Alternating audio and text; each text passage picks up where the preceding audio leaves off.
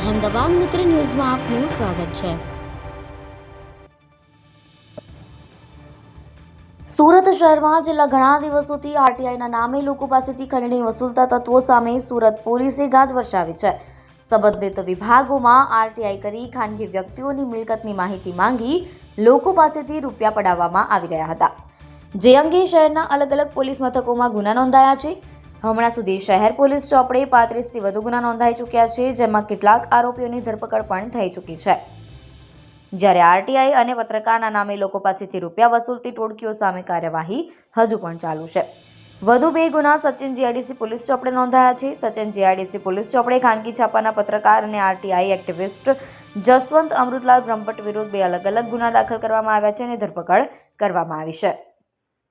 Police ચોપડે નોંધાયેલી ફરિયાદ મુજબ વર્ષ 2009થી હમણાં સુધી આરોપીઓ દ્વારા પાલિકામાં 2734 ઝડપી આરટીઆઈ કરવામાં આવી, જે આરટીઆઈ થકી લોકોના બાંધકામ તોડાવી દેવાની ધમકી આપી ખંડણી વસૂલવામાં આવી રહી હતી, જે પૈકી સચિન જીઆઈડીસીના 2 ઉદ્યોગકારો પાસેથી 70,000 અને 50,000ની ખંડણી માંગવામાં આવી હતી।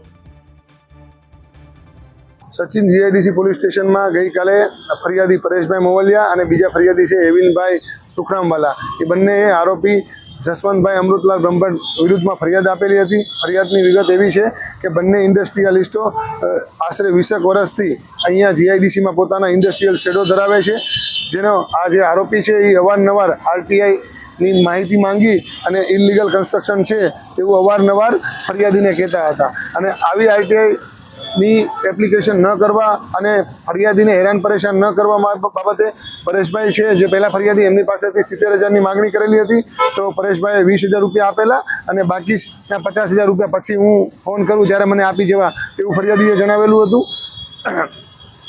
બસ એવિનભાઈ સુખરામવાલા છે એની પાસેથી 50,000 રૂપિયાની માગણી કરી અને એને જનવરી માસમાં 15,000 રૂપિયા જે આરોપીને છે એ આપ્યા હતા, અને બાકીના 35,000 આરોપીએ કીધું હતું કે હું જ્યારે ફોન કરું ત્યારે મને આપવા, અને જો તમે પૈસા નહીં આપો તો તમારા જે આ ટૂંકમાં કન્સ્ટ્રક્શન છે એની હું આરટીઆઈ કરી અને તોડાવી નાખીશ, એ પ્રકારની ટૂંકમાં આરોપીએ છે એ ફરિયાદી સાથે વાતચીત કરેલી હતી।